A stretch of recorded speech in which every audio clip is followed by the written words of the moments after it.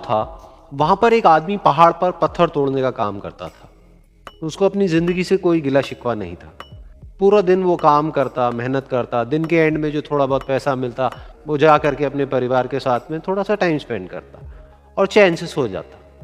तो एक दिन रोज की तरह वो अपना काम खत्म करके अपने घर की तरफ जा रहा था, तो रास्ते में चलते चलते उसके मन में ख्याल आया कि ये भी कोई जिंदगी है कि सुबह से शाम तक मैं पत्थर तोड़ने का काम करता हूँ और एंड में मेरे को थोड़े से पैसे मिलते हैं, जिसमें मुश्किल से मेरा और मेरे परिवार का गुजारा हो पाता है। काश कुछ ऐसा हो जाए कि कहीं से मुझे कोई ऐसी शक्ति मिल जाए कि जो भी मैं चाहता हूं वो सच हो जाए। वो अपने घर पर गया, उसने खाना खाया, लेकिन उसका ध्यान खाने की तरफ नहीं था। उसके दिमाग में यही ख्याल चल रहा था। उसके बाद में वो यही सोचते सोचते सो गया। फिर नींद आने के कुछ देर बाद उसको एक सपना आया। सपने में उसने देखा कि रोज की तरह वो अपना काम खत्म करके अपने घर लौट रहा था। रास्ते में उसने एक बहुत ही बड़ा घर देखा और उसके मन में आया कि काश ये घर मेरा होता और मैं इसका मालिक होता। और उसके सोचते ही वो उस घर का मालिक बन गया। उसको यकीन ही नहीं हो रहा था कि जो उसने सोचा वो बन चुका है। लेकिन उसकी खुशी ज्यादा देर नहीं टिक पाई, क्योंकि उसको एकदम से एक शोर सुनाई दिया। उसने अपने घर के बाहर देखा कि एक बहुत बड़ी रैली निकल रही है, जिसमें बीचों बीच एक पॉलिटिशियन है जो ऐसे ऐसे हाथ हिला रहा है, और वहां पर जितने भी लोग खड़े थे सब उसके नाम के नारे लगा रहे थे, उसके आगे हाथ जोड़ करके खड़े थे, सब उसको देखने के लिए तड़प रहे थे। तब उसको ये एहसास हुआ कि मैं कितना छोटा हूं उसके आगे। और फिर उसके अंदर से एक ख्याल उठा कि काश मैं ये पॉलिटिशियन होता और मेरे पास भी इतनी ही पावर होती जितनी कि इसके पास में है। बस उसका इतना सा सोचने की देर थी, वो पॉलिटिशियन बन गया। उसकी खुशी का ठिकाना नहीं था, क्योंकि उसके आसपास में हजारों लोगों की भीड़ थी और सब उसको देखने के लिए तरस रहे थे, तड़प रहे थे। लेकिन उसकी ये खुशी भी ज्यादा देर नहीं टिक पाई। धूप बहुत ही तेज थी और उस पॉलिटिशियन को आदत नहीं थी इतनी गर्मी में रहने की। तो उस धूप की वजह से उसको चक्कर आ गए और वो बेहोश होकर के गिर गया। फिर उसको एहसास हुआ कि ये पॉलिटिशियन सबसे ताकतवर नहीं है, ये जो सूरज है ये सबसे ताकतवर है। और उसके मन में आया कि काश मैं ये सूरज बन जाऊं तो मेरे आगे कोई नहीं टिक पाएगा। और उसका इतना सा सोचने की देर थी और वो सूरज बन गया और वो खुशी से पागल हो गया, क्योंकि पूरी दुनिया को वो ही रोशन कर रहा था और पूरी दुनिया में ऐसा कोई नहीं था जो कि उसकी रोशनी को रोक सके। लेकिन उसकी ये खुशी भी ज्यादा देर टिक नहीं पाई, क्योंकि कुछ ही देर बाद आसमान में कुछ काले बादल आए जिन्होंने कि उस सूरज की रोशनी को रोक दिया। फिर उसको ये एहसास हुआ कि इस दुनिया में ऐसा भी कोई है जिसमें दम है उसकी रोशनी को रोकने का। और उसके मन में एक ख्याल उठा कि काश मैं वो बादल बन जाऊं। और वो बादल बन गया और आसमान में उड़ने लगा। उसको ऐसा लगा कि मैं आसमान में उड़ रहा हूं और अब मैं जहां चाहे वहां जा सकता हूं। लेकिन कुछ देर बाद वहां पर एक बहुत तेज हवा का झोंका आया जो कि उन बादलों को उड़ा करके ले गया। और फिर उसे ये समझ आया कि ये जो बादल हैं वो सूरज की रोशनी को तो रोक सकते हैं लेकिन हवा को नहीं रोक सकते। ये हवा उनको बहा करके ले जाती है। फिर उसके मन में आया कि काश मैं ये हवा बन जाऊं, और वो हवा बन गया। हवा बनने के बाद में उसको अपने अंदर एक अलग ही ऊर्जा का अनुभव हुआ। वो चाहे तो आराम से बहता और चाहे तो आंधी बन करके, तूफान बन करके, जिसको भी चाहे उड़ा करके ले जाता। उसको ये विश्वास होने ही लगा था कि इस दुनिया में सबसे ज्यादा शक्तिशाली मैं हूं।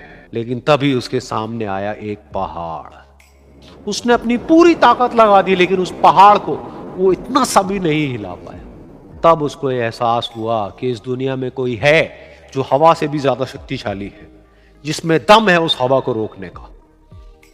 फिर उसके मन में आया कि काश मैं ये पहाड़ होता, और वो पहाड़ बन गया।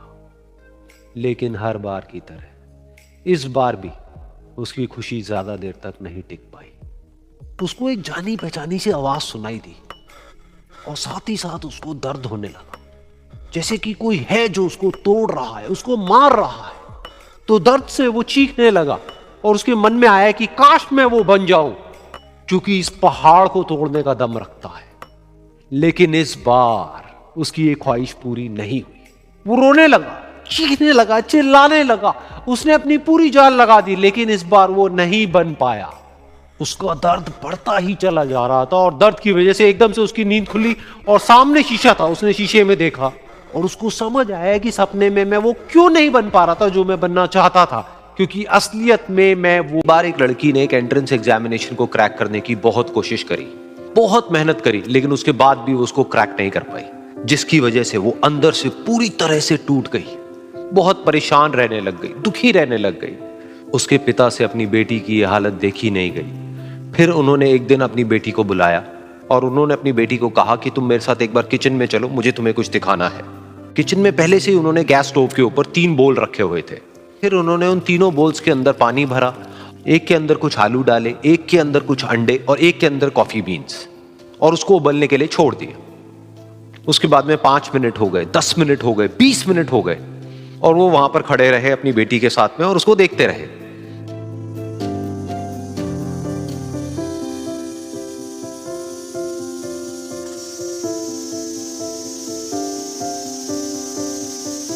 तो बेटी अंदर से थोड़ी सी इरिटेट होने लग गई, कहती है क्या कर रहे हो आप? तो उसके पिता ने कहा कि सिर्फ 1 मिनट और रुको, तुमको सब समझ आ जाएगा। फिर उसके बाद में एक एक करके उन्होंने गैस स्टोव को बंद किया और जो पहला बोल था उसमें से आलू निकाले और निकाल करके एक प्लेट पे रख दिए। दूसरे बोल में से उन्होंने वो अंडे निकाले और निकाल करके एक और प्लेट में रख दिए, और तीसरे बोल में से जो कॉफी थी उसको छान करके एक कप के अंदर भर दिया और वो वहीं सामने स्लैब पे रख दिया और अपनी बेटी से पूछा कि तुम्हें क्या दिख रहा है? तो उनकी बेटी को थोड़ा सा गुस्सा आ गया। उसने कहा कि इसमें देखना क्या है, एक में आलू है, एक में अंडे हैं और एक में कॉफी है। तो उसके पिता ने कहा कि एक बार इनको छू करके देखो, शायद तुम्हें कुछ समझ आए। तो उसने सबसे पहले आलूओं को छुआ, तो जब उसको छुआ और थोड़ा सा दबाया तो वो बिल्कुल सॉफ्ट हो चुके थे।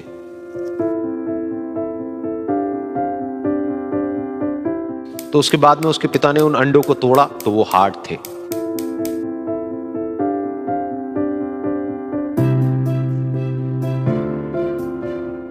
और फिर उसके पिता ने वो कॉफी वाला कप उठाया और अपनी बेटी को कहा कि एक बार इसको सूंघ करके देखो। तो जब उनकी बेटी ने उस कॉफी को सूंघा तो उसके चेहरे पर एक स्माइल आ गई। फिर उसके पिता ने अपनी बेटी को कहा कि तुमने ध्यान से देखा कि क्या हुआ यहां पर? ये तीनों ही बिल्कुल एक ही सिचुएशन में गए, लेकिन तीनों ने अलग अलग तरीके से रिस्पॉन्ड किया। तो पहला यानी कि आलू, जब हमने उसको उस पानी में डाला था उससे पहले वो बहुत ही हार्ड थे और स्ट्रांग थे, लेकिन गर्म पानी में जाने के बाद में वो अंदर से बिल्कुल सॉफ्ट हो गए, यानी कि कमजोर पड़ गए। दूसरे थे अंडे, जो गर्म पानी में जाने से पहले अंदर से बिल्कुल ही कमजोर थे, लेकिन गर्म पानी में जाने के बाद वो अंदर से स्ट्रांग हो गए। तीसरी थी कॉफी, जिसने कुछ ऐसा किया जो इन दोनों से बिल्कुल अलग था, यानी कि उसने उस गर्म पानी में जाने के बाद में खुद को नहीं बदला, बल्कि उस पानी को ही बदल दिया। बिल्कुल इसी तरह से हमारी जिंदगी में भी होता है। तुम्हारे ऊपर है कि तुमको इन तीनों में से क्या बनना है। एक, आलू के जैसा, यानी कि जब तुम्हारी जिंदगी में कोई मुश्किल आए तो तुम अंदर से पूरी तरह से टूट जाओ, यानी कि कमजोर पड़ जाओ। दूसरा, अंडे के जैसा, यानी कि जैसे ही तुम्हारी जिंदगी में कुछ मुश्किलें आए, वो मुश्किलें तुमको अंदर से तोड़े नहीं, बल्कि तुम अंदर से और स्ट्रांग हो जाओ। या फिर तीसरा, यानी कि कॉफी के जैसा, मतलब कि जब तुम्हारी जिंदगी में कुछ मुश्किलें आए तो तुम ना सिर्फ उन मुश्किलों का डट करके सामना करो, बल्कि अपनी जिंदगी को ही बदल दो।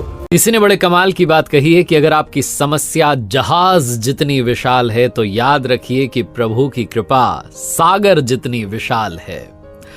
नमस्ते दोस्तों, मैं हूं आरजे कार्तिक। एक बार भगवान विष्णु जी से नारद जी ने कहा कि प्रभु, जो आपकी भक्ति करते हैं, आराधना करते हैं, वो इतने दुख में क्यों रहते हैं, और जो आपकी भक्ति नहीं करते, आपका नाम नहीं लेते, वो बड़े पैसे कमा रहे हैं, धरती लोक पर बड़े आनंद में रह रहे हैं।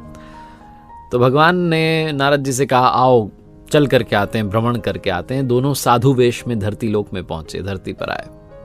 एक व्यापारी के घर पर गए, जाकर के दरवाजा खटखटाया और भिक्षा मांगी। तो व्यापारी आया, दरवाजा खोला और बिगड़ने लगा, गुस्सा करने लगा कि तुम आ जाते हो मुंह उठा करके, ये कोई जगह है, यहाँ भोजन मिलता है, ये वो, जाओ जाकर के मेहनत करो। बहुत कुछ कहने लगा व्यापारी, तुमने धंधा बना लिया, बहुत कुछ कहने लगा, ऐसा ऐसा कहने लगा, अपशब्द कहने लगा। दोनों वहां से चल दिए।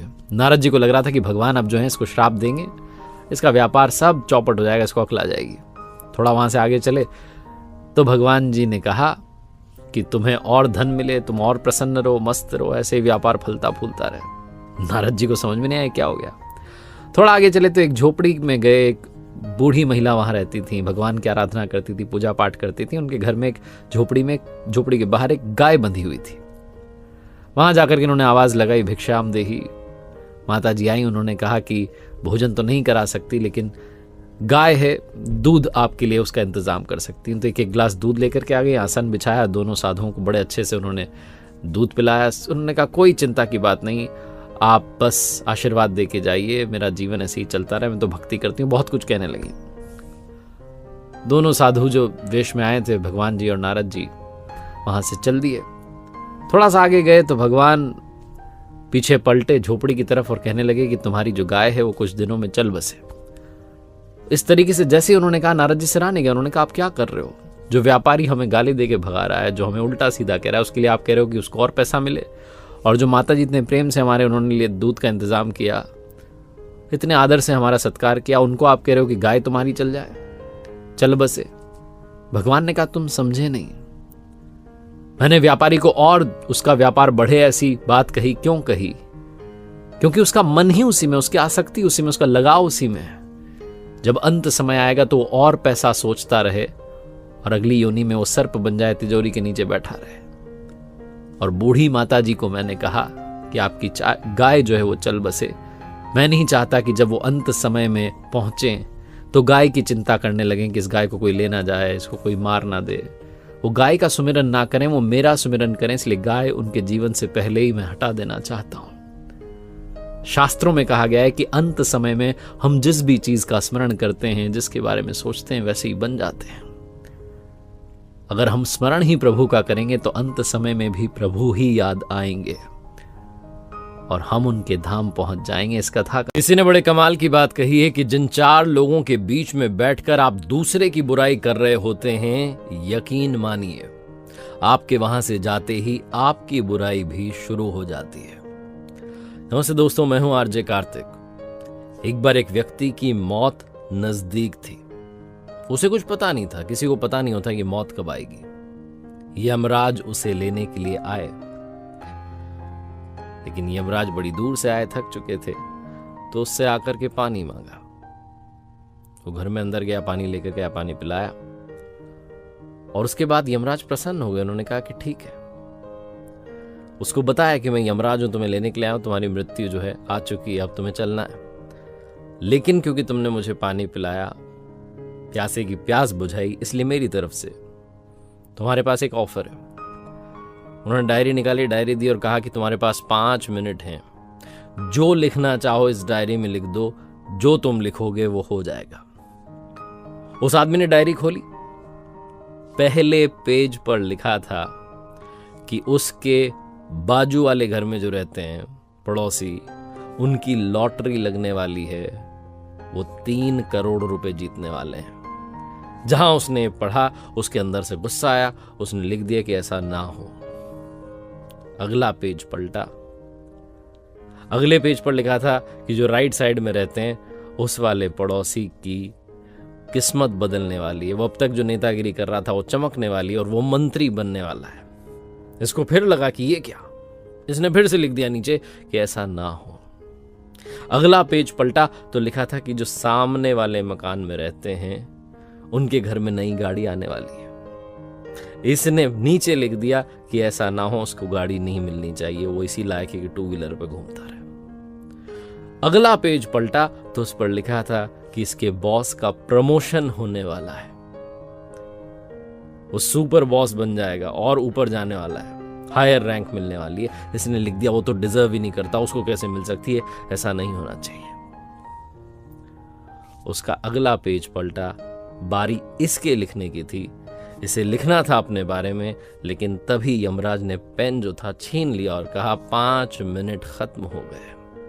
ये गिड़गिड़ाने लगा, कहने लगा बस मेरा पेज आ गया, मैं लिखने वाला हूं। उन्होंने कहा नहीं, समय समाप्त हो गया। तुम्हें 5 मिनट मिले थे अपनी किस्मत बदलने के लिए, लिखने के लिए जो तुम चाहते हो, लेकिन तुम पहले पेज पर लिख रहे हो कि ऐसा ना हो, दूसरे पर लिख रहे हो ना हो, तीसरे पर लिख रहे हो ना हो, तुम लिखते जा रहे हो ना हो, क्योंकि तुम्हें इस बात से चिढ़ है कि तुम्हारे अलावा दूसरों के जीवन में खुशियां आ कैसे सकती हैं। और जब बारी आई अपनी खुशी लिखने की तो समय सीमा समाप्त हो गई। यमराज ने कहा आप चलिए, वो 5 मिनट का ऑफर भी खत्म हो चुका है। बहुत छोटी सी कहानी है, लेकिन ये लाइफ का सार समझाती है। इसलिए इस कहानी से सीखिए कि जो टाइम है उसका सही इस्तेमाल कीजिए। कमियां अगर निकालनी है तो सबसे पहले अपनी निकालिए, ताकि आप उन कमियों को दुरुस्त कर पाएं, और जब आपके पास में अवसर आए तो आप दूसरे की कमी निकालने में समय ना बिताएं, बल्कि अपनी किस्मत लिखने में समय बिताएं। इस कहानी से बस यही कहना चाहता हूं, एक बार फिर से वही बात जो अक्सर आपसे कहता हूं, ऊपर वाले के आशीर्वाद के साथ, अपनी मेहनत और अपनों के प्यार के साथ कर दिखा। एक बाबा जी के पास में किसान पहुंचा और जाकर कहने लगा कि मुझे तो भगवान के दर्शन करवा दीजिए, कुछ ऐसा बता दीजिए कि सीधे भगवान के दर्शन हो जाए। बाबा जी ने कहा उसके लिए तुम्हें एक नियम लेना पड़ेगा। किसान ने कहा इतना समय मेरे पास में है नहीं कि मैं नियम को फॉलो करूं। बाबा जी ने कहा देखो नियम तो लेना पड़ेगा। अच्छा तुम तो एक काम करो, तुम्हारे गाँव में जो मंदिर है यहाँ आकर के ठाकुर जी के दर्शन कर लिया करो दिन में एक बार, बस इतना काफी है, तुम्हें दर्शन मिल जाएंगे, भगवान खुद तुमसे बात करेंगे। उसने कहा नहीं इतना हो नहीं पाएगा। किसान ने कहा मेरे पास समय नहीं होता कि मैं मंदिर जाऊं भगवान के दर्शन करूं। बाबा जी चक्कर में पड़ गए, क्या करें। तो बाबा जी ने कहा अच्छा चलो एक काम करो, आप ये नियम ले लो कि आप मंदिर के बाहर से एक बार निकल जाना और बस हाथ जोड़ते हुए प्रणाम करते हुए चले जाना।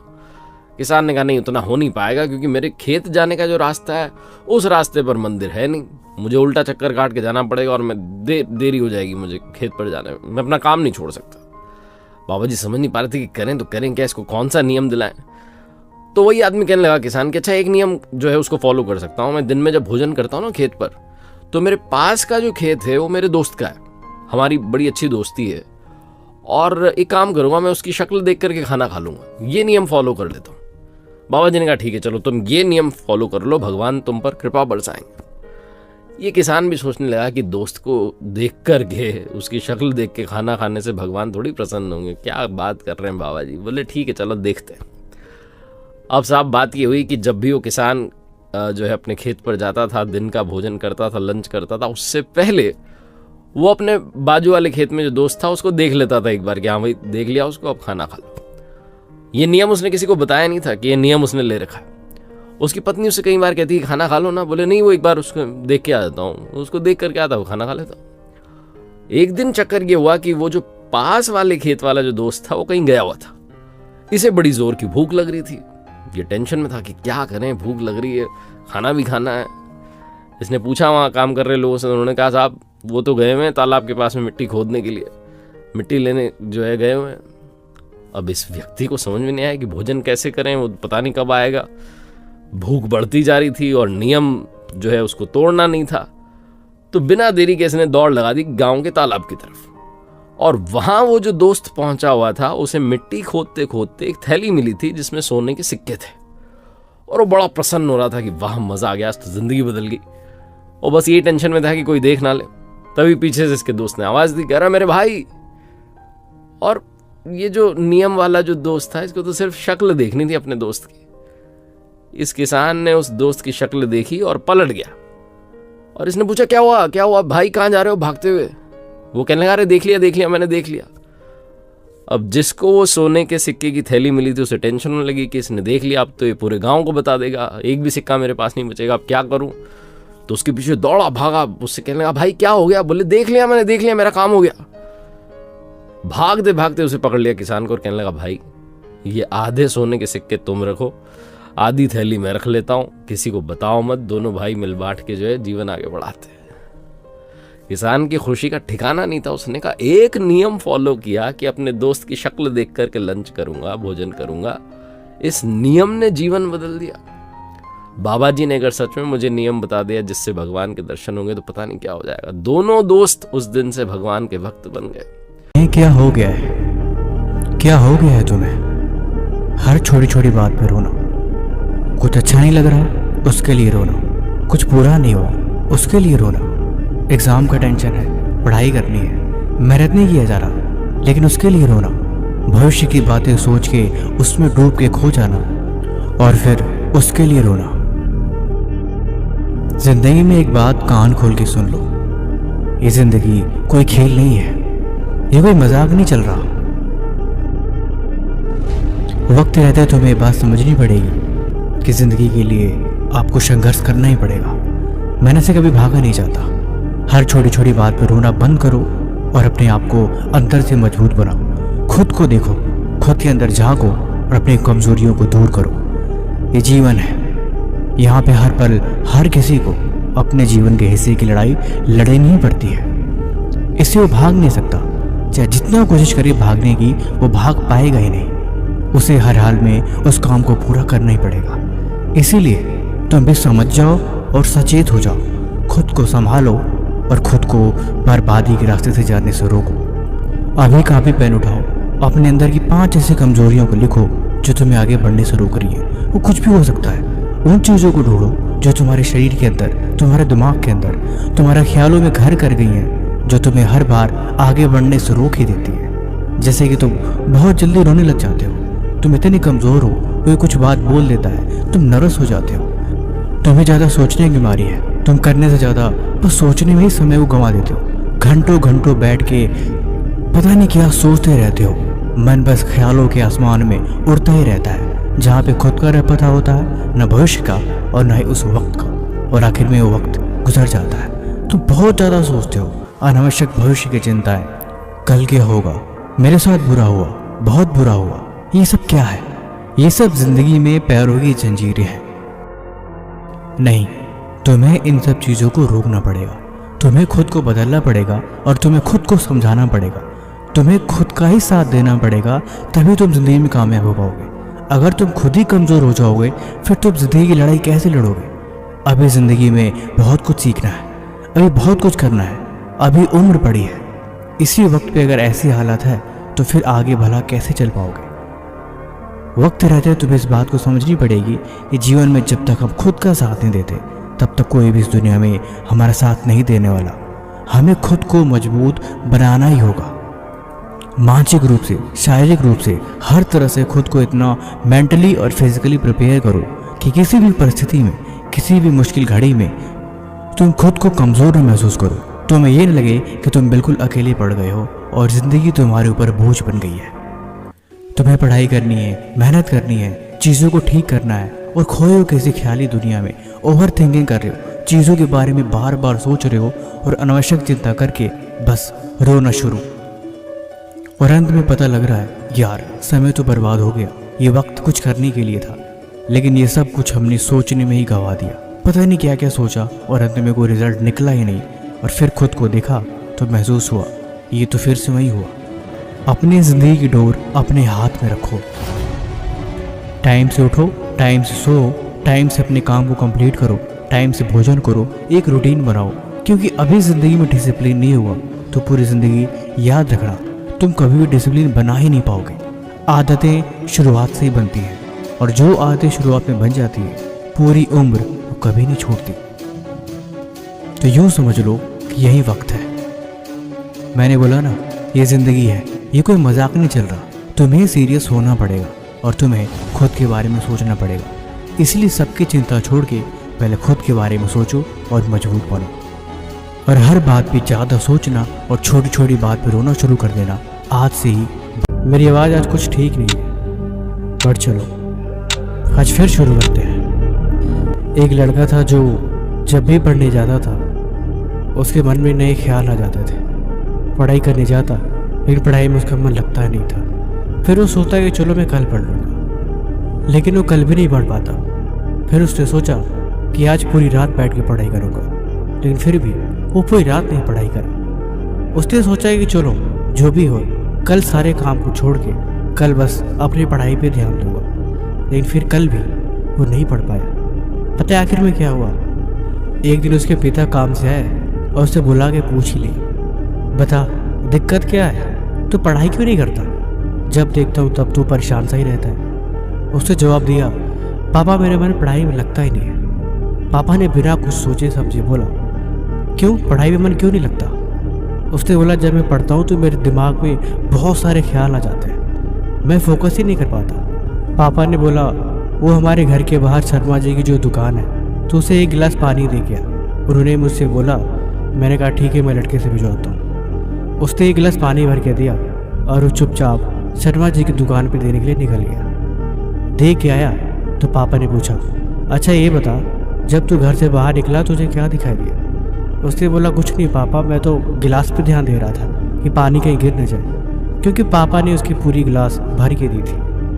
पापा ने कहा, ध्यान देना ज़रूरी है। तुम्हारा पूरा ध्यान गिलास पे था, न कि बाहर की चीज़ों पे। इसी तरह कामयाब होना है तो तुम्हें एक जगह फोकस करनी पड़ेगी, और जब तुम ऐसा करने लगोगे फिर तुम भी फालतू की चीज़ें और फालतू की बातों को इग्नोर करना सीख जाओगे।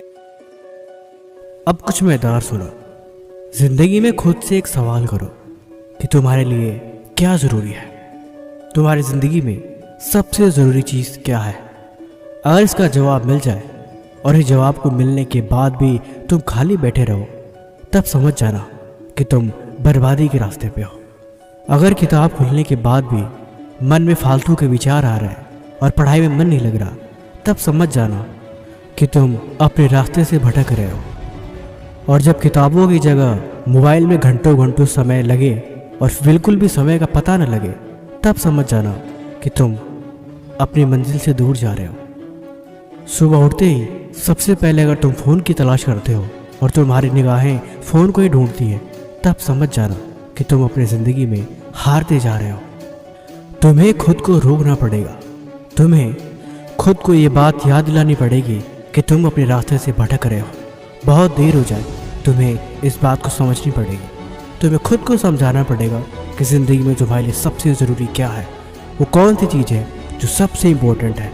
तुम्हें उस पर ध्यान देने की ज़रूरत है, तुम्हें उस पर काम करने की ज़रूरत है, और सच कहूँ तो तुम्हें हद पार मेहनत करने की ज़रूरत है। ज़िंदगी में एक बात तुम ये भी याद रखना कि अगर तुम कामयाब नहीं हो पाते हो, तुम्हारी इस मेहनत, पढ़ाई लिखाई और इन सब चीज़ों का कोई मतलब नहीं है, और ना ही मतलब रह जाएगा तुम्हारे माँ बाप के संघर्ष का, जो तुम्हारी राह देख रहे हैं और इस उम्मीद में बैठे हैं कि तुम अपनी मंजिल की तरफ आगे बढ़ रहे हो, और वो पूरा सहयोग कर रहे हैं। हर सुविधा जितनी कोशिश हो रही है वो तुम्हारे ला के दे रहे हैं। इस बात को हर दिन याद दिलाने की ज़रूरत है कि तुम उनके कर्जदार हो। वो तुम्हारे भरोसे हैं और वो तुम पे उम्मीद लगाए बैठे हैं। तुम्हें उनकी उम्मीदों पे खरा उतरना होगा। तुम्हें ये बात समझना होगा कि ये सब मजाक नहीं है और न ही कोई दूसरा रास्ता है। कामयाब होने के हज़ारों रास्ते हैं इस दुनिया में, लेकिन अभी जो तुम्हें रास्ता मिला है तुम्हें उस पर चलना पड़ेगा। और ये बात तुम्हें कोई और याद दिलाए तो भी समझ लेना कि तुम अभी रास्ते में बहुत पीछे हो। अरे मजबूत बनो मजबूत, अपने लक्ष्य पे ध्यान दो और अपने काम पे ध्यान दो। और आज तुम इतना परेशान क्यों होते हो? ये ज़िंदगी जीने के लिए होती है, टेंशन लेने के लिए नहीं। खाना खाए, पंखा चलाए और सो गए। कामयाबी कभी ऐसे नहीं मिलती। अल्बर्ट आइंस्टीन एक बड़े ही कमाल की राय लिखी है, आप ज़िंदगी में खुद को वैसे मत बनाओ जैसे कि आप बहुत कमज़ोर हो। आप कभी ऐसे मत सोचो कि यार ये काम बहुत मुश्किल है। सच बताऊं तो इस जीवन में हर एक चीज़ आपकी सोच पर निर्भर करती है। जिस वक्त आप सो रहे होते हो, कहीं दूर किसी घर के कोने में कोई लड़का रात को जग के मेहनत कर रहा होता है। देखो, या तो कहानियाँ बनाओ या तो अपनी कहानी खुद लिखो। ये सब कुछ आपके ऊपर डिपेंड करता है। अगर आपको ये लगता है कि इस जीवन में हर किसी की कामयाबी हाथ नहीं लगती, तो ये बात गलत है। देखो यार, जिंदगी है तो अपनी जिम्मेदारी लेना सीखो। यहाँ पे कोई भी एक दिन में कामयाब नहीं बनता कि अभी किताब खोले और 1 घंटे में सारा पढ़ लिया। अभी सफ़र की शुरुआत करी और अगले ही पल मंजिल तक पहुँच गए। यहाँ पे कहीं तक पहुँचने के लिए थोड़ा वक्त लगता है। कामयाबी के नज़ारे अपनी मंजिल से ज़्यादा उसके सफ़र के होते हैं। इस सफ़र का लुत्फ़ उठाओ। मैंने बोला ना, इस जीवन में कोई भी एक दिन में कामयाब नहीं होता। किसी को भी यहाँ एक दिन में मंजिल नहीं मिलती। कामयाब होने के लिए तुम्हें हर दिन तपना होगा। अगर ज़िंदगी में कोई चीज़ प्यारी है और वो तुम्हारी कामयाबी के आड़े आ रही है, तो उसे भी तुम्हें छोड़ना होगा। अगर मंजिल चाहिए तो इतना तो करना पड़ेगा तुम्हें। अगर कामयाबी के शिखर तक पहुंचना है तो इतना तो बलिदान देना पड़ेगा तुम्हें। अगर इतना भी ना कर सके तो फिर वो मंजिल नहीं, कोई खाक चीज़ है। देखो, अब जीवन में चले हो तो कुछ त्यागो, क्योंकि कुछ पाना है तो कुछ खोना तो पड़ेगा। ऐसे बैठ के खुद को मत कोसो। धीरे धीरे ही सही तुम आगे चलते रहो। मंजिल कभी भी दूर नहीं, हमेशा पास होती है। और जो करते हैं मेहनत हर रोज, उनके दिल में इस बात का हमेशा एहसास होती है। तुम सफ़र में चलते रहो खुद को कमज़ोर समझे बिना। तुम आगे बढ़ते रहो खुद की कमियों को देखे बिना। अगर मंजिल तुम्हारी ख्वाब पे है, अगर तुम दिन भर अपनी मंजिल के बारे में ही सोचते हो, तो यकीनन एक दिन वहाँ पहुँच जाओगे। कामयाब होने के लिए त्याग ज़रूरी होता है ज़िंदगी में। जब तुम्हें कामयाबी मिलेगी तब तुम इस बात को भी समझ जाओगे। देखो, ज़िंदगी 2 पल की है, इस बात पे तुम यकीन रखो। क्या यूं आए और चले गए, इसीलिए ज़िंदगी जीनी है तो खुद को मिसाल बनाओ। क्या दूसरों शिकायत और क्या दूसरों से कोई गिला, अपनी कहानी खुद लिखो और अपनी दुनिया। इस वीडियो को आप बस अंत तक सुनो और जब जब आप पढ़ाई करने बैठना तब एक बार इस वीडियो को सुन लेना। मुझे लगता है कि आपको हर बार ये बात याद रखने की ज़रूरत है कि इस दुनिया में, इस ज़िंदगी में आप अकेले नहीं हो। आपके जैसे लाखों करोड़ों लोग हो सकते हैं यहाँ पे, जो ठीक आपके जैसे पढ़ाई कर रहे होंगे। उनकी भी मंजिल शायद सेम ही होगी, उन्हें भी वहीं तक पहुँचना होगा। कंपटीशन इतना टफ है कि कोई भी आपके सर पे पैर रख के भागने को तैयार है। अगर इस रेस में आप तैयारी नहीं करोगे तो आप पीछे रह जाओगे। वक्त रहते आपको ये बात समझनी पड़ेगी कि आपके पास सिर्फ कुछ साल है, 2 साल या 4 साल या बहुत होंगे तो 5 साल, लेकिन इससे ज़्यादा नहीं। आपकी उम्र 17 साल है या 20 साल है, सिर्फ कुछ साल ही हैं जिनमें आपको मेहनत करनी है। इसके बाद कोई आपसे नहीं बोलेगा, न कोई आपसे पढ़ने को बोलेगा, न कोई आपसे स्कूल या कॉलेज जाने को बोलेगा, और न कोई आपसे ये बोलेगा कि अब तू अपनी तैयारी क्यों नहीं कर रहा, एग्ज़ाम की तैयारी कर। हकीकत ये है कि हर चीज़ का टाइम लिमिटेड है। अगर उस समय को इस्तेमाल करना नहीं सीखा तो पूरी ज़िंदगी बैठ के रोते रहोगे। एक रिक्शे वाले से पूछा गया कि आपकी ज़िंदगी का सबसे बड़ा पछतावा क्या है, तो उसने बड़ा रोते हुए जवाब दिया। कहता है, मुझे अफसोस इस बात का है कि मैंने उस वक्त पे उस काम को नहीं किया जिस समय पे करना चाहिए था। लेकिन उससे भी अफसोस इस बात का है कि इस उम्र में उस चीज़ों को सोचता हूँ जो नहीं सोचनी चाहिए। पढ़ाई की उम्र में पढ़ाई नहीं करी तो अब भला इस बारे में विचार कर क्या फ़ायदा। मेरी कौन सी बड़ी जॉब लग जाएगी या कौन सा मैं किसी बड़ी कंपनी में काम कर पाऊँगा। मैं पढ़ा लिखा नहीं हूँ, अब मैं वही करता हूँ जो मुझे करना आता है। मैंने ज़िंदगी से कुछ नहीं सीखा सिवाय अब इस मेहनत करने के, और यही कर रहा हूँ। और शायद हो सके मैं उम्र भर पूरी ज़िंदगी इसी मेहनत को करते हुए गुजार दूंगा। उसके हाथों की लकीरें, उसके माथे पे लगा पसीना इस बात का गवाह दे रहा था कि समय की कद्र जो इंसान नहीं करता, पूरी ज़िंदगी इसका उसे अफसोस रहता है। 2 बच्चे, परिवार, सारी चीज़ों को देखभाल करने के साथ जब इंसान को चलना पड़ता है तब पछतावा होता है कि काश जिस वक्त में मैं अकेला था उस वक्त को मैं खुद पे लगा लिया होता तो आज ये दिन ना देखना पड़ता। देखो, तुम इस बात को मानो या ना मानो, तुम इस बात को समझो या ना समझो, हकीकत ये है कि समय लिमिटेड है, बहुत ज़्यादा समय नहीं है। इन हाथों को, लकीरों को बदलने के लिए आपको बहुत मेहनत करनी पड़ेगी, हाथ पार मेहनत करनी पड़ेगी और हर रोज़ मेहनत करनी पड़ेगी। इतनी मेहनत करो, इतनी मेहनत करो कि आपकी हाथों की लकीरें बदल जाए। इतना पढ़ो, उन कापी किताबों पे इतना लिखो कि तुम्हारी नसीब बदलने को मजबूर हो जाए। यही वक्त है और यही वक्त बचा भी है। अगर कोई तुम्हारी ज़िंदगी बदल सकता है तो वो आप खुद। इस बात को आपको समझनी पड़ेगी। पागलों जैसी मेहनत, हद पार मेहनत तभी हो पाएगी जब आप इन बातों को समझ पाओगे। हकीकत ये भी है कि आपकी ज़िंदगी में कोई और नहीं है और ना ही आपके घर में कोई ऐसा है। अब मेरी एक और बात को ध्यान से सुनो। ज़्यादातर एक कॉम्पिटिटिव एग्ज़ाम की तैयारी करने वाले लोग मिडिल क्लास घर से आते हैं, जिनके घर की आमदनी एवरेज होती है, लेकिन फिर भी वो उन्हीं आमदनी में घर को अच्छे से मैनेज करने की कोशिश करते हैं। हो सकता है आपके पिताजी की आमदनी उतनी नहीं हो, लेकिन फिर भी वो उस घर को चलाने की कोशिश करते हैं। हकीकत ये भी है कि अब वो कुछ नहीं कर सकते, उन्हीं में ज़िंदगी गुजारनी है और उन्हीं में मैनेज करना है। और बात ये भी है, अब वो आपके भरोसे बैठे हैं, वो आपकी राह देख रहे हैं कि आप कब कामयाब होगे और कब आप उस घर की परिस्थिति को बदलोगे, क्योंकि आपके अलावा कोई दूसरा इस काम को नहीं कर पाएगा। इसीलिए अब चाहे ज़िंदगी को बर्बाद कर दो या वक्त को इस्तेमाल करके अपने समय को बना लो, सब कुछ आपके हाथ में है, सब कुछ आप पे ही डिपेंड करता है। हकीकत ये भी है कि कुछ नहीं करोगे तो भी समय गुजर जाएगा, ठीक वैसे ही जिससे गुजरता आया है। ज़िंदगी बदलनी है तो मेहनत तो करनी पड़ेगी। और कोई दूसरा ऑप्शन है ही नहीं। इसीलिए मैं कहता हूँ तो ज़्यादा मत सोच, बस तू आज मेहनत करता जा, मंजिल तुम्हें आखिर में मिल ही जाएगी। बस तुम धीरे धीरे आगे बढ़ता जा। बाहर युद्ध चल रहा हो तब इंसान के पास दो रास्ते होते हैं। पहला, या तो वो खुद को कमरे में बंद करके रोता रहे और हार मान जाए, और दूसरा तलवार उठाए, अपना दरवाजे के बाहर निकले और जाके जंग में शामिल हो जाए। जो भी अंजाम होगा वो देखा जाएगा। जिंदगी में सोचने वाले कभी भी कामयाब नहीं बनते, कामयाब बनते हैं करने वाले। वो फेल भी हो जाते हैं तब भी उन्हें अफसोस नहीं होता। मैं याद दिलाने आया था कि आपका एग्ज़ाम आने वाला है, अब आपको सीरियस होने की आवश्यकता है। कुछ महीने रह गए, इसलिए मैं चाहता हूँ कि आप सारी चीज़ों को छोड़ के अब उस पर ध्यान दो। फालतू काम, फालतू रिश्ते सबको कुछ महीनों के लिए साइड में रख के आप सिर्फ उस पर ध्यान दो।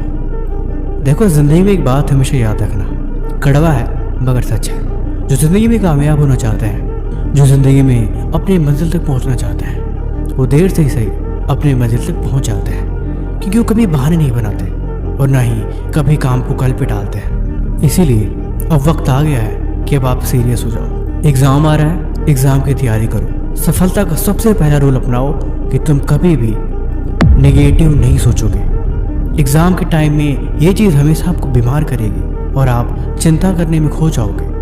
जब एग्ज़ाम आता है, ज़्यादातर लोग यही सोचते हैं कि यार क्या होगा, कैसे होगा, ये सब हो पाएगा या नहीं। इन्हीं चक्करों में वो ना तो पढ़ाई करते हैं और ना ही पढ़ाई में उनका ध्यान लगता है, और अक्सर ज़्यादातर समय इन्हीं चीज़ों में बर्बाद हो जाता है। वो पढ़ने से ज़्यादा सोचने में अपने समय को बर्बाद करते हैं। ऐसा कभी मत सोचो कि यार क्या होगा, ये चीज़ मैं पढ़ रहा हूँ, ये तो मुझे याद ही नहीं रहती। मेन मौके पे मैं पढ़ी हुई चीज़ें भूल जाता हूँ, कुछ भी समझ नहीं आता और आखिर में सब कुछ दिमाग ब्लैंक हो जाता है। एग्ज़ाम एक बड़ा युद्ध की तरह होता है, जहाँ पे आपको अपनी पहचान खुद से ही देनी होती है। आपकी लड़ाई खुद से ही होती है। आपका दिमाग आपके सपनों से लड़ता है और वहीं आपकी काबिलियत की पहचान होती है। जिस वक्त आप एग्ज़ाम की तैयारी कर रहे होते हो, उस समय लाखों करोड़ों लोग शायद और भी एग्ज़ाम की तैयारी कर रहे होते हैं। उनके पास भी आपके जैसी किताबें हैं, आपके जैसी उनका भी सिलेबस है, लेकिन फिर भी वो आपसे बेहतर कैसे बन जाते हैं। एक कमज़ोर योद्धा हमेशा युद्ध भूमि में जाने से डरता है। वो हमेशा बहाने बनाता है कि युद्ध किसी भी तरह से टल जाए। इसीलिए तुम वादा करो, तुम नेगेटिव नहीं सोचोगे, एग्ज़ाम के बारे में ज़्यादा चिंता नहीं करोगे, और सबसे बड़ी बात, खुद तो कभी भी ये बात नहीं बोलोगे कि तुम्हें वो चीज़, वो टॉपिक समझ नहीं आ रहा। रूल नंबर 2, जब भी पढ़ने बैठोगे तुम एक टारगेट के साथ पढ़ने बैठोगे, और जब तक टारगेट पूरा ना हो तब तक उठोगे नहीं। ये ठीक वैसे ही है जैसे एग्ज़ाम के टाइम 98%, 99%। इसीलिए कमेंट में तुम लिख के आज मुझे बताओगे कि आप अपने एग्ज़ाम से कितने परसेंटेज एक्सपेक्ट कर रहे हो, 98%, 99% या 90+%। मुझे जानना है, क्योंकि जब आप खुद को ये बात बताते हो कि मुझे इतना गोल अचीव करना है या किसी भी कीमत पे मुझे इतना पार करना ही है, तब आप एक्स्ट्रा मेहनत करते हो, तब आपको गोल की आवश्यकता नहीं पड़ती। 2 महीने, 4 महीने जितने भी वक्त पड़ा है, आप चुपचाप सीरियस हो जाओ और ख़ुद को कमरे में बंद करो और 4 घंटा 5 घंटा जितना भी हो सके अपने आप को दो, खुद पे इन्वेस्ट करो, पढ़ाई पे ध्यान दो, क्योंकि ये ज़रूरी है। ये समय बहुत कीमती है और समय का एक एक पल आपके इम्तिहान की घड़ी की तरह है। पढ़ने बैठो तो एग्ज़ाम के वो पल को याद करो कि आप एग्ज़ाम हॉल में घुस चुके हो। अब आपके पास क्वेश्चन पेपर आ गया है, अब आपकी टाइमिंग स्टार्ट हो गई है, अब आपको आंसर लिखना है। उन चीज़ को रिक्रिएट करो और दिमाग में इमेजिन करो, इससे आपको पढ़ने के लिए और ज़्यादा एनर्जी मिलेगी। एग्ज़ाम आपको कल है, ये सोच के, ये अपने दिमाग को बता के हर दिन और एक्स्ट्रा मेहनत करो, क्योंकि और काम करने के लिए शायद आपको एक्स्ट्रा टाइम मिल जाए, लेकिन पढ़ने के लिए हकीकत ये है आपको कभी एक्स्ट्रा टाइम मिलेगा ही नहीं। और सबसे बड़ी बात, कभी भी छोड़े गए चैप्टर को ये सोच के मत डाल देना कि इसे मैं कल करूँगा, क्योंकि हकीकत ये है कि आपने कितने कल करके ऐसे चैप्टर छोड़ रखे हैं, और ये बात भी सच है कि आप उसे कभी पूरा करते ही नहीं। इसीलिए अब सीरियस हो जाओ, खुद से झूठ बोलना बंद करो, खुद को धोखा देना बंद करो और हर हाल में मेहनत में लग जाओ, क्योंकि ये जरूरी है। जब आप यहाँ मस्ती कर रहे होगे तो रात में बैठ के एक बच्चा लाइट जला के बैठ के पढ़ाई कर रहा होगा। रिश्तेदार नातेदार अभी बोल रहे होंगे ना, बर्बाद हो गया है आपका लड़का, बिल्कुल पढ़ाई लिखाई नहीं करता। बेटा इतना पढ़िए ना कि अगले साल आके रिश्तेदार खुद आपसे बोले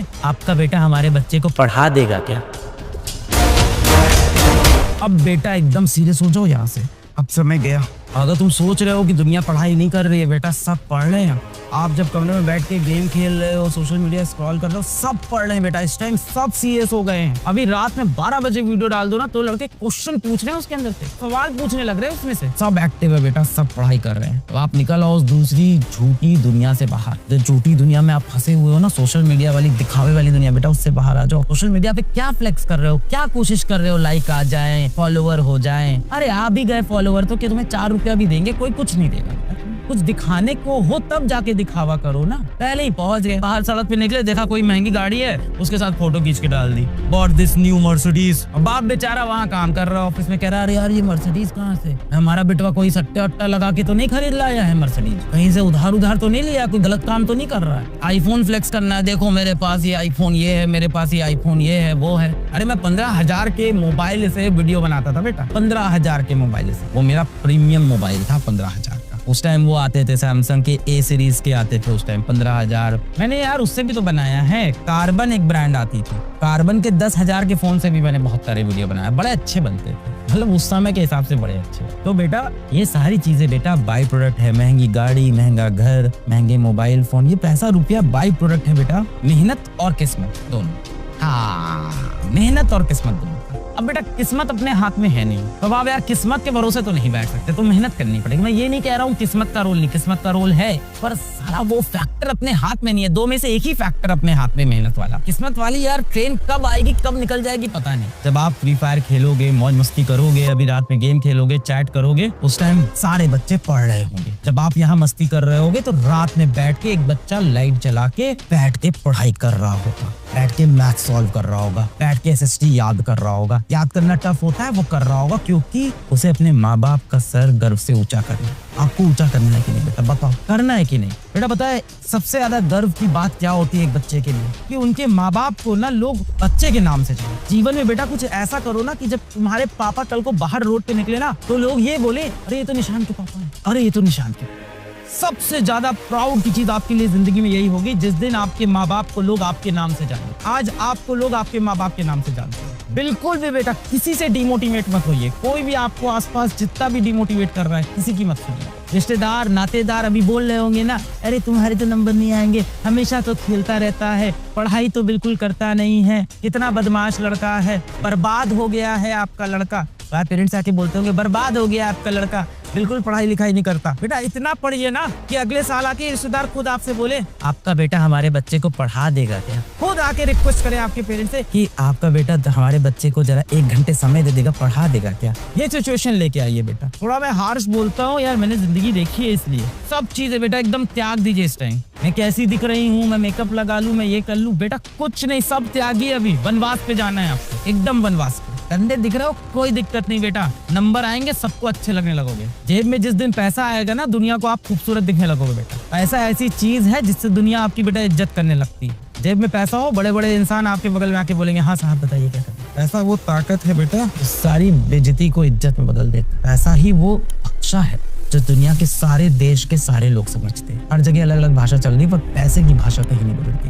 जी है, पैसा कमाना बहुत जरूरी है। अगर आपको कोई बोल रहा है ना पैसा रुपया नहीं कमाना, जीवन में ऐसे रह लो वैसे रह लो, मत सुनिएगा ऐसे लोगों की। पैसा इंपॉर्टेंट नहीं होता बेटा, पैसा बहुत इंपॉर्टेंट होता है। जिस दिन आपके पास पैसा आ गया ना, आपके विचार, आपका व्यवहार सबको अच्छा लगने लगेगा। और पैसा नहीं है तो हर कोई बोलेगा अरे यार फालतू बात कर। पैसा होगा बोलेगा अरे साहब क्या बात किया। तो पैसा कमाना बहुत इंपॉर्टेंट है, लाइफ जिंदगी बदल जाती है। मेरे अंदर ये चीज कोई घमंड नहीं है, उम्र हो गई है मेरी, चीजें समझ में आ गई है। जीवन में बहुत उतार चढ़ाव देखे हैं, बहुत उतार चढ़ाव देखे हैं, कोई घमंड नहीं है। मैं हमेशा बहुत थैंकफुल रहता हूँ बच्चों का। मैं हमेशा बोलता हूँ जीवन में जो हूँ बच्चों की वजह से। बहुत थैंक यू बेटा आप लोग का, बहुत थैंक यू। मुझे टीम से एक इंसान ने कॉल किया, बोला कि सर यार व्यूज तो आ नहीं रहे, वीडियो चला गया। मैंने कहा आ जाएंगे जब आना होगा। तो उस बंदे ने बोला सर अरे आपका वीडियो, आपके वीडियो पे व्यूज नहीं आ रहा, कोई देखने नहीं आ रहा। मैंने कहा आ जाएंगे जब आना होगा। तो ये भरोसा मुझे अपने ऊपर था और कोई मेरे अंदर कोई घमंड नहीं है इस चीज का, ना कभी होगा। जो है हम सब हैं, जितने भी हम लोग हैं सब बच्चों के प्यार से। आपने इतना प्यार दिया है तो मैं भी इस प्यार को चुकाने की पूरी कोशिश करूंगा। चुका तो नहीं पाऊंगा इस जीवन में, तो कोशिश करूंगा, फिर जो जो आप कहोगे सब कर दूंगा। जाइए।